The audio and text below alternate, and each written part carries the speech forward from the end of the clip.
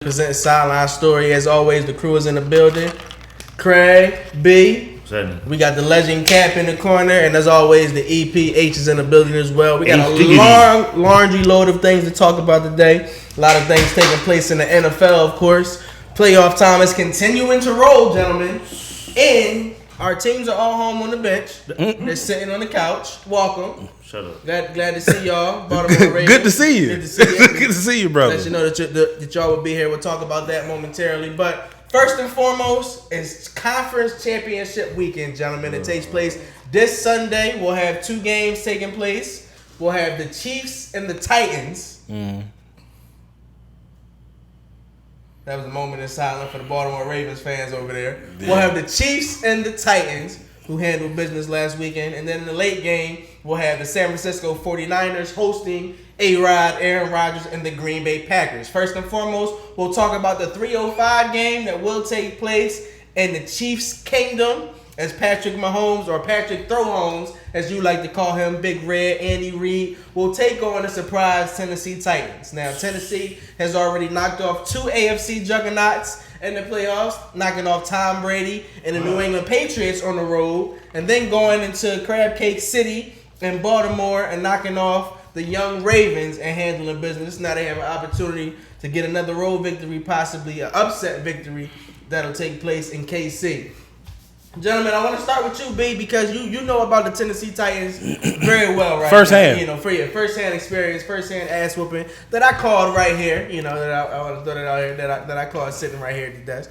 But what are your thoughts on this upcoming matchup? Tennessee did week 10 Tennessee and the Chiefs, they did battle, and it was in Tennessee, however, and the Chiefs were rolling. They had a 9-point lead going into the fourth quarter of that game. But Tennessee was able to come back and was victorious. Late block of a field goal that would have extended the game in the fourth quarter. Tennessee was able to hold on and pick up a victory. So Tennessee has already picked up a victory against Kansas City. Now they say that it's hard to beat a team twice in one season. They say that's very hard, but anything's possible in the postseason. What are your thoughts on what Tannehill, Derrick Henry, and the Titans defense could possibly do against Patrick Mahomes? I need to know what the possible outcome of the game will be, and give me your key player of the game as well. I mean, I really don't care about the game, but I guess I have to for the show, huh? So, in this instance, yes, I'm still salty. Don't be bitter. Shut up. Don't be bitter. We're going to have a nice Super Bowl party. It's all right. It's not about that, okay? So, I mean, granted, I give kudos to, Derrick Henry. I'm not tight to Derrick Henry and the defense a little bit. But in this instance, we already know what the game plan is going to be. Try to load the box. Make Tannehill throw the ball more than 7 times. And I think the first time I played him, Patrick Mahomes, that was his first game back from injury. And that was all the play, but he still threw for 4,000 yards that game. Marcus Mariota was a quarterback then, though. That's definitely true. But also, a lot of fugaziness happened in that game too. The Eagles, not the Eagles, the Chiefs won the first time they went for a field goal. They were lining up the long snap, and snapped it too quick. Then they had to throw the ball, lost downage. That's how the Titans got the ball back, went down there and scored. And then 33 seconds left, throw Holmes, did we always do, took the ball down the field, put him in position, tied the game up, and then field goal got blocked. So technically, if you want to, I don't know if I say it's fugazi. I think that's just good defense and special teams. I mean, okay. So who you got? Who you got in this matchup? It's at home.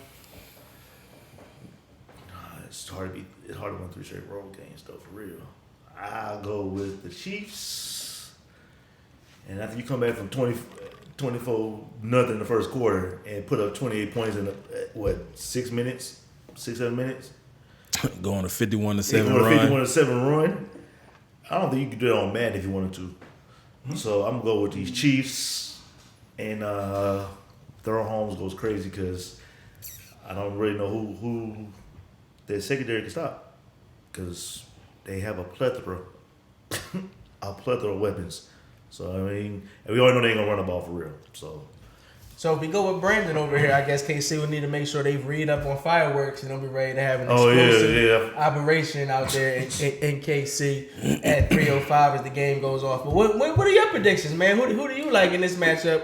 Give me your outcome and give me your player of the game as well. Well, while they go out and get them fireworks, they better get some icy hot too, because there's gonna be a rough game in them trenches. Because Tennessee gonna come out. Yeah, Tennessee gonna come out and they're gonna try to run the football down your throat again and again and again and again. Derrick Henry is averaging 7+ yards when there are 7 or more players. I was about to say he's averaging 8.3 yards a carry when 8 people are in the box. I mean, you do the math. It's only 11 people on defense, so you do the math on that. But I mean, I'm going with the Titans just because I think they have the offense that. Because you're not going to outscore the Chiefs. What you're going to have to do is you're going to have to keep the offense off the field. Don't turn the ball over. Make them beat you. And I think that's what Tennessee's been doing for the past, I'd probably say, like 6 weeks. Derrick Henry, I'm going to say he's the impact player. Actually, you know what? I'm going to go with Ryan Tannehill because I feel like they're going to make a real effort to stop Derrick Henry. And Ryan Tannehill's going to have to go over top. But also, if let's say, for instance, and for and Kevin Byard and is back there in the secondary too. So I don't think Mike Vrabel's gonna let Travis Kelce go 1-on-1 against a rookie cornerback for 3/4 of the game like Houston did. Well, I think it's gonna be interesting. I like Big Red and the Chiefs he better win because if he don't win this, he ain't gonna never win. Yeah, it's lined up for them to do their thing. I think it's gonna be a lot closer than people expect, but I still am going to take Kansas City by 17. I'm going to take Kansas City by 17. I don't know what the exact. It's a lot closer than picking it by 17. Yeah, I got Tennessee by 7. I mean, so you like Tennessee in this matchup? Absolutely. I mean, I got Tennessee 27-20. Let's say hypothetically they do get down 17. Now you got to take you're not gonna be running the ball like that. No yeah, more. that's what. Once they go down, it's Ryan. And now you got to put the ball. They got to put the ball in Ryan Tannehill's hands. Listen, you gotta. But also, if you are the Chiefs, you can't go down 24-0 against Tennessee. Oh no! Oh yeah, because they're gonna control the clock. Yeah, they control the clock. It's a wrap for you. Like they're getting the ball 4 times. They ain't even playing. Like just gonna get the ball. Yeah, that can happen. Yeah, but also, a lot of fugaziness can't happen in this game either, like they did last week. But we're not gonna speak about that. Well, you'll have better quarterback play too. So. Then we move on to the 6:40 game, and we'll move on to the West Coast Santa Clara area.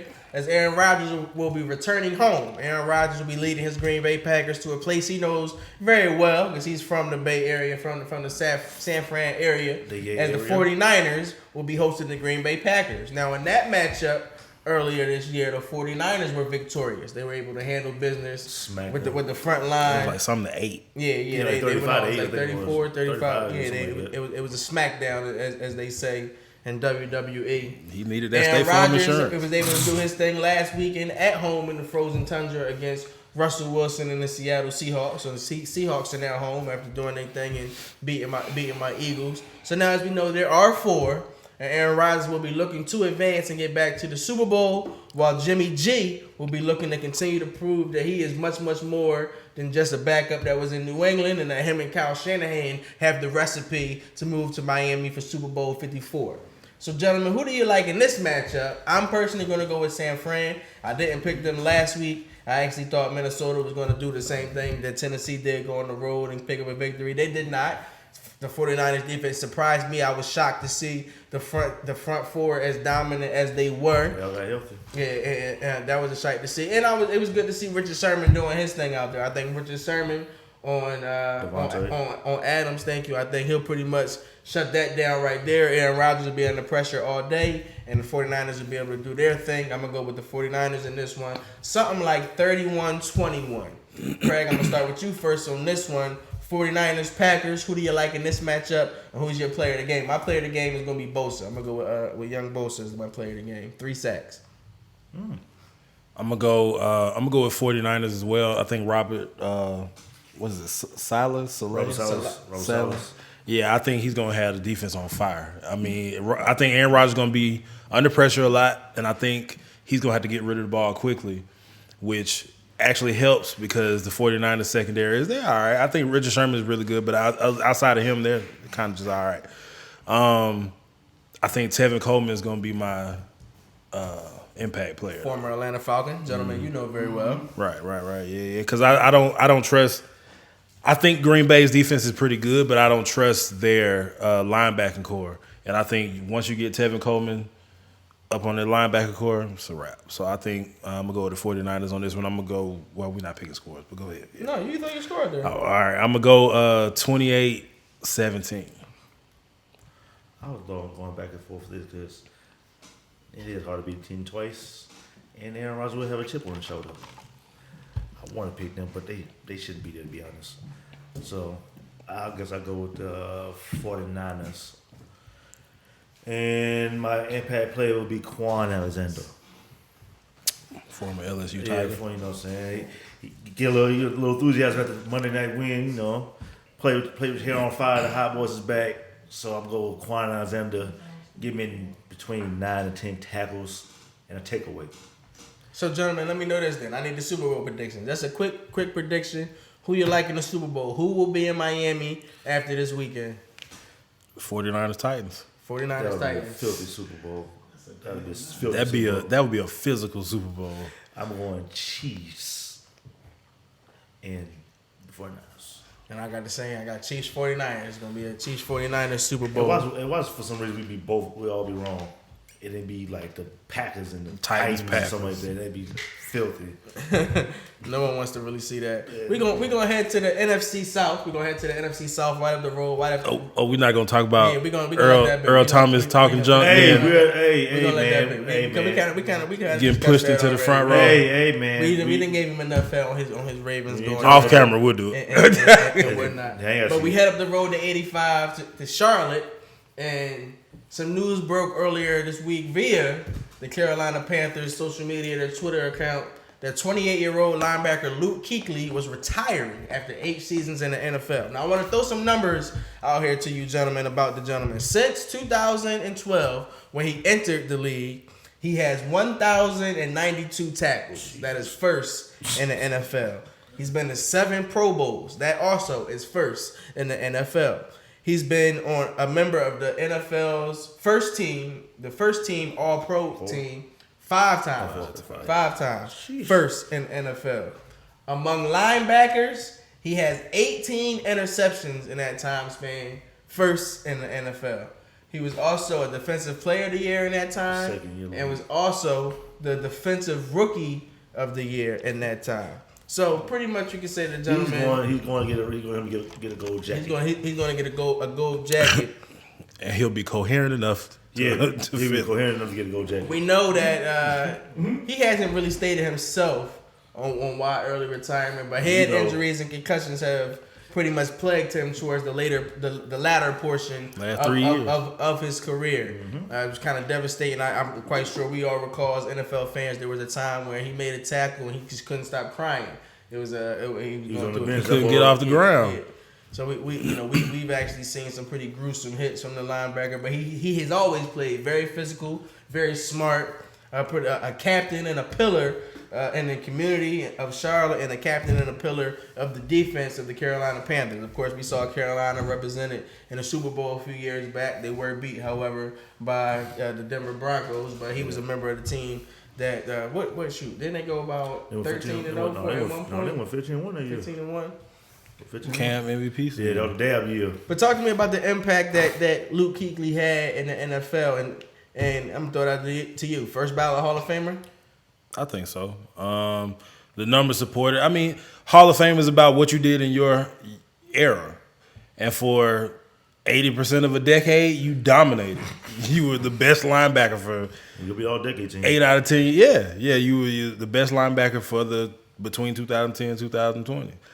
That's Hall of Fame in my book. I think me being a Falcons fan, seen a lot of them. A lot of sacks that Matt Ryan and the guys. Listen, it's been a lot of bad decisions that he is that from Matt Ryan that Luke Kuechly has come up on. It's been some situations where he took some L's too, trying to guard Julio. I don't know why they put that there, but that was filthy. He's one of those guys. You go into the film room, and you're like, all right, we got to figure out what 59 at. Like, Is he where is he? Cause we going the other way, and for you to have that kind of impact on the game, that says it all about you right there. Brandon, talk to me. What are your thoughts on Kuechly, first ballot Hall of Famer, and how sorely were the Panthers defense miss him? Now that's two straight years they missed. They play calls in the defense. Thomas Davis, and Luke. All you got is Shaq Thomas. Shaq Thomas, that's it. So they gonna sorely miss him because he was literally outside of Ray Lewis, not just being a homer. Ray Lewis, Patrick Willis, and Luke Kuechly. Those might be the three of the smartest linebackers that I've seen play. Throw Urlacher in Urlacher. But I get you. But like you said, he was really, you had to game plan. He called him out your plays. He knows that. He dissects everything. And he definitely was a game record. And especially, I mean, he's going to definitely win. He's going to definitely be first ballot Hall of Fame. I don't see why he wouldn't be a first ballot Hall of Fame. Like you said, he dominated for 8 out of 10 years. And that's only because he retired. And he probably would have been the first team all pro this year. And he missed a lot of games. Yeah, he missed a lot of games from being injured. So those numbers could have been stacked even more. So if he would fully played all 16 for 8 years, ain't no telling how many tackles he got. He only had 1,000 and missed probably what? 200? 2 years, something like that. Probably another 200 tackles. So you tack that on. So it's definitely going to be a time that they're going to miss. It's going to be a hard person to replace. Listen, they better change their draft board. Yeah, first of all, you better go. I don't even know who's the top linebacker or defensive player in this draft. Well, defensive players. So you can't go Chase Young. I mean, the top defensive players are all either DBs. Pass rushers or DBs. The top linebacker might be. Who is the top linebacker? You. That's something we're going to dive into in the next couple of weeks. Well, it might have been Dylan Moses if he been Dylan Moses. He wouldn't have came back to school. Now you could have been first linebacker executive, but now you got to wait next year. Yeah.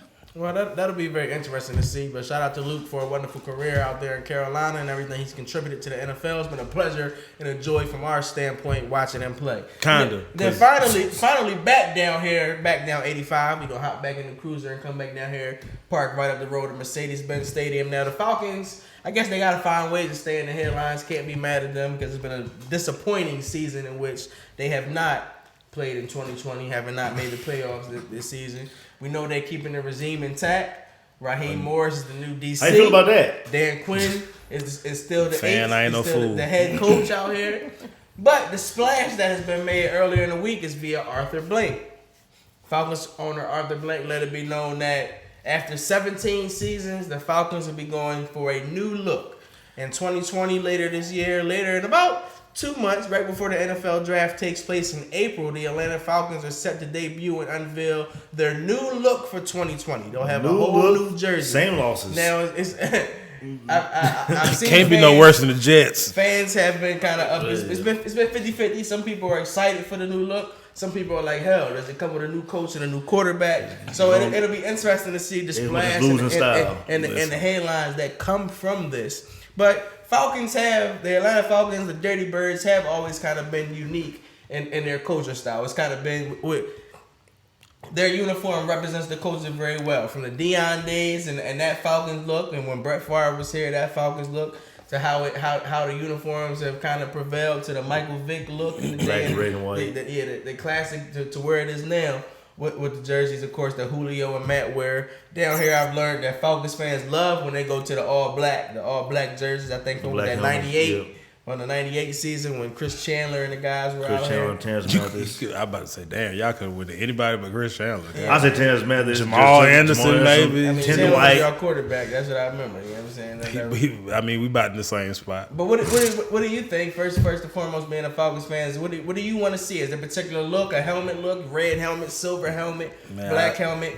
If you're the GM and the designer and there, what do you want to see from y'all new look? As long as Devontae Freeman don't get one, I'm all right with that. But I mean, honestly, when they changed it the last time, I was like, back in 03. Yeah, I didn't like them then. Like you said, I like the all black ones, especially when they go with the all black with the red helmets. Those are dope. Bring those back. We don't take these away and bring those back. I'll be fine. But if you must switch it out, I mean, can we get a white one? Like, we don't have a white uniform.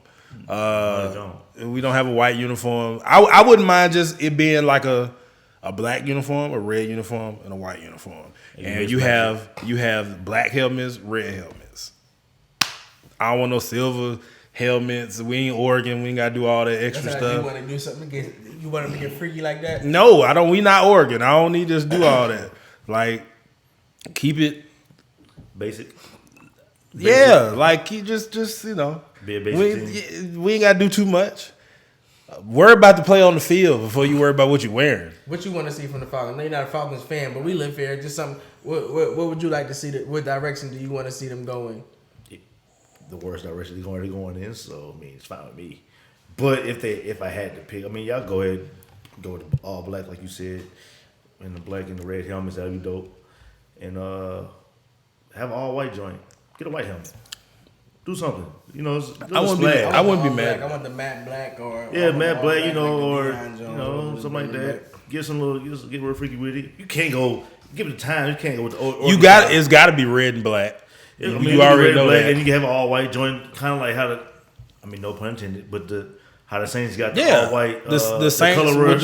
with the all white with the gold. Have a color rush. What was that color rush jersey? Was it red? It was red. I think it was all red. I think it was red. It was not. It was no. Yeah, that was right. Like it's sometimes just the whole state of Georgia. Bring back all black. All right. Yeah, all black. All black. At least look intimidating. Jesus, the old Falcon logo. Go back with that. Yeah, they got so much of the new Falcon I've been hearing though, like in the stadium and whatnot though, that they probably gonna still like they might bring the old color back. Make Matt Ryan pay for it. But get enough money for it.